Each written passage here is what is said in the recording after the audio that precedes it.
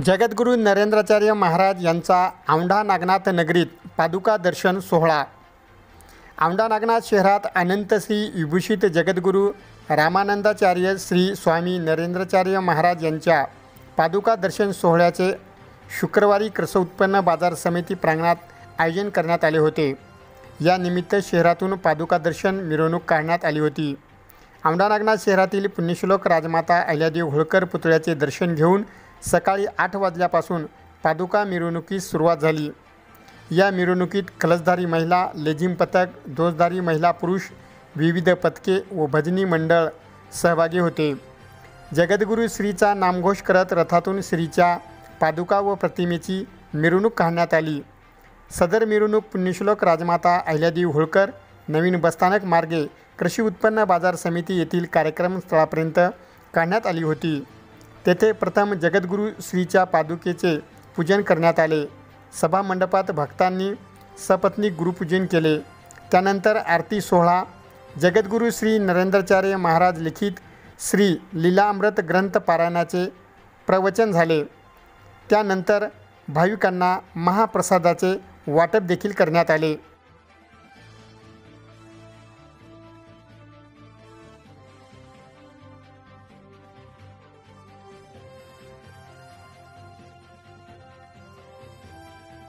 जगद्गुरू नरेंद्राचार्य महाराज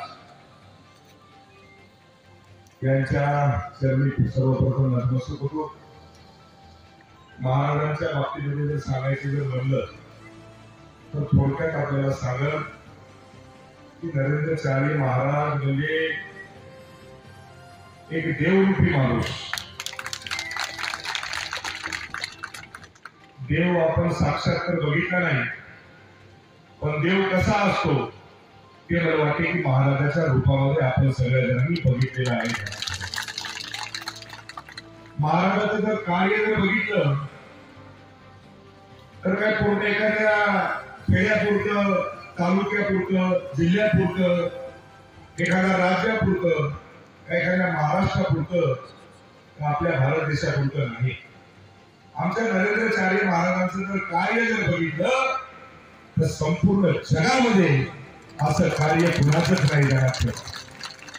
त्या ठिकाणी क्लिप बघत असताना बघितलं की त्याचे उपक्रम जर बघितले आपण तर मला वाटते की इथून अंतःकरणातून वृक्षारोपणाचा कार्यक्रम असेल, पाणी अडवा, पाणी थांबवा, त्याच्यानंतर मला वाटते ध्येय अनेक लोकांचे तुम्हाला आणि रक्तदानाच्या बाबतीत जर बघितलं तर मी या कळमनुरी विधानसभेचा एक आमदार म्हणून मला रक्ताची जाण आहे। सकाळपासून संध्याकाळपर्यंत रक्तासाठी आम्हाला किमान 10 लोकांचे फोन येतात। किती लोकांचे? 10 लोकांचे फोन। कुणाला 2 पॉइंट, कुणाला 3 पॉइंट, कुणाला 4 पॉइंट, कुणाला 5 पॉइंट। आमच्या माता बहिणीची ज्यावेळेस डिलिव्हरी होती, सीझर होतं, त्यावेळेस तुम्हाला सांगतो की एखाद्या आमच्या बहिणीला 3 पॉइंट 4 पॉइंट रक्त असतं आणि डॉक्टर सांगतात की त्या ठिकाणी तुम्हाला सीझर करायचंय। जर या मुलीला जर रक्त जर नाही भेटलं तर लेकरूही मरण आणि लेकराची माय सुद्धा मरण। पण सगळ्यात मोठं योगदान जर कुणाचं असेल, मला वाटते जगाच्या पाठीवरती सर्वात मोठं रक्तदान जर कुणाचं असेल तर ते माझ्या नरेंद्र महाराज यांच्या भक्तगणाचं हे ध्यानात ठेवा। याबद्दल माझ्या संपूर्ण या हिंदुस्थानामधल्या आणि या जगातले जेवढे काही भक्त आहेत त्यांचं टाळ्या वाजवून आपण या ठिकाणी स्वागत करावं। नरेंद्राचार्य महाराजांच्या बाबतीमध्ये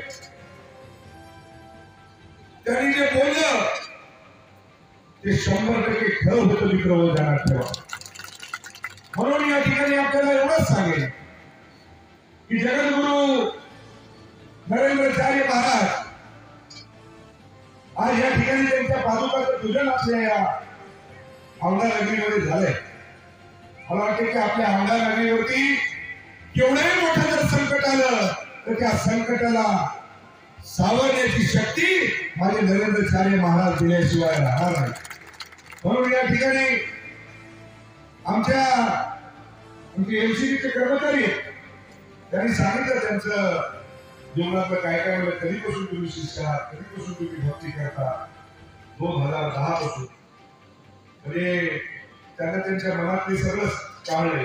त्याच्यात आमचे तालुका अध्यक्ष, जिल्हा अध्यक्ष, बरोबर आहे, हे सगळे म्हणजे तुम्ही जगा आणि दुसऱ्याला जगवा हा संदेश तुम्हाला सांगतो की सर्वसाधारण माणूस देऊ शकत नाही. ते उद्गार जर कुणाच्या मुखामधून निघत असतील तर ते देवरूपी माणूस नरेंद्राचार्य महाराज यांच्या मुखामधून निघतात. म्हणून या ठिकाणी आपल्याला सर्वजण आज पादुका त्या माझ्या नरेंद्राचार्य महाराजांच्या पादुकाचं दर्शन आपल्या सगळ्यांना भेटणार. आपण सगळेजण भाग्यवान आहोत.